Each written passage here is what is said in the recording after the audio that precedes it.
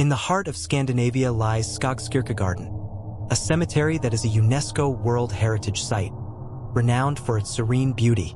By day, it's a place of peace, where visitors walk among the tall pines and ancient stones, paying respects to those who have passed. But by night, it transforms into a realm of whispers and shadows. It was a frigid December evening when Erik, a young journalist from Stockholm, decided to visit Skogskyrkogården. He had heard rumors of the cemetery being haunted and wanted to write a piece for his paper's special holiday edition. Erik wasn't one to believe in ghosts, but the stories had piqued his curiosity. Erik arrived just as the sun dipped below the horizon, casting long, eerie shadows across the snow-covered grounds. The air was still, the silence only broken by the crunch of his boots on the fresh snow. As he wandered deeper into the cemetery, he noticed an unusual gravestone, older and more weathered than the others. It was marked with a name, Ingrid Svensson, 1823 to 1850. Curiosity led him closer, and as he examined the stone, a sudden chill washed over him, far colder than the winter air. He turned to leave but froze when he saw a figure standing among the trees. It was a woman, her dress tattered and eyes hollow, staring directly at him. Her face was pale and gaunt, her mouth moving as if whispering secrets to the wind. "Who are you?" Erik called out, his voice shaky. The woman did not respond but beckoned him to follow. Against his better judgment, Erik felt compelled to trail her. She led him through the maze of graves, deeper into the cemetery, where the trees grew denser and the darkness thicker.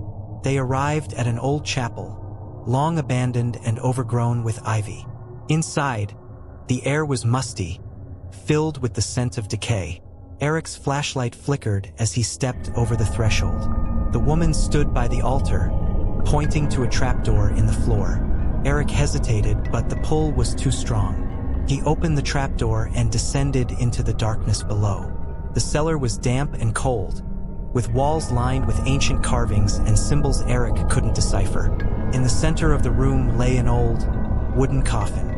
As he approached, the whispers grew louder, incomprehensible yet urgent. He pried open the lid and found not a body, but a bundle of old letters and a locket. The letters told a tragic story of Ingrid Svensson, who had been accused of witchcraft and buried alive in the cellar of the chapel. The townsfolk had believed she cursed the land, and her restless spirit had haunted Skogskyrkogården ever since. As Erik read the final letter, the whispers became a deafening roar. He turned to see the ghostly figure of Ingrid standing beside him, her eyes filled with sorrow. She reached out, and Erik felt a wave of anguish and despair. He knew she wanted him to set her free. Gathering his courage, Erik took the locket and letters back to the surface.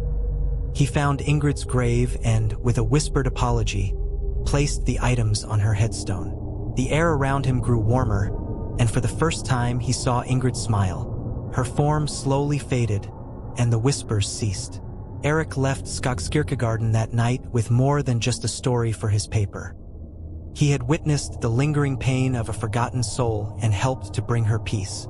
But as he walked away, he couldn't shake the feeling that some secrets of the cemetery were still buried, waiting for the next curious soul to uncover them.